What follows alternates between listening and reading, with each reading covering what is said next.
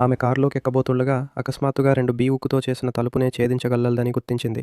దాంతో తనకు ఏదో ప్రత్యేకమైన శక్తులు వచ్చాయని ఆమె అనుమానించింది. అందుకే నిశ్శబ్దంగా అక్కడే కూర్చుంది. అయితే ఆమె మాట్లాడబోతున్న సమయంలోనే కారులో ఒక హత్య కేసు సమాచారం అందింది. వెంటనే ఆమె వారిని అనుసరించి సంఘటన స్థలానికి చేరుకుంది.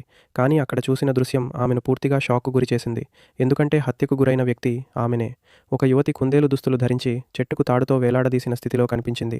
ఆమె ముఖంపై ఒక విచిత్రమైన ముసుగు కప్పబడి ఉంది. శవాన్ని పరిశీలించిన ఆమె ఆ యువతి కనీసం 2.5 రోజుల క్రితమే మరణించి ఉండొచ్చని అంచనా వేసింది. శరీరంపై ఒక విచిత్రమైన సంఖ్య కూడా చెక్కబడి ఉంది. దాన్ని బట్టి ఆమె బ్రతికుండగానే తీవ్ర చిత్రహింసలకు గురైందని అర్థమవుతోంది. అలాగే శవాన్ని నేలపై ఈడ్చిన ఆనవాళ్లు కూడా కనిపించాయి. అంటే ఇది అసలు నేరం జరిగిన ప్రదేశం కాదని ఆమె గ్రహించింది. ఆ యువతి ముఖం పూర్తిగా ధ్వంసమైపోయింది. ఆమె చుట్టూ ఉన్నవారిని గమనించినా ఎవరూ ఆమె ఉనికిని గుర్తించలేకపోతున్నారు. దాంతో తాను నిజంగానే చనిపోయానేమో అని ఆమె భయపడింది. కానీ ఆ క్షణానికే అకస్మాత్తుగా ఆమె అత్త అక్కడికి వచ్చింది. అప్పుడే కడుపులో వచ్చిన తీవ్రమైన నొప్పి వల్ల తాను ఇంకా బ్రతికే ఉన్నానని ఆమెకు స్పష్టమైంది.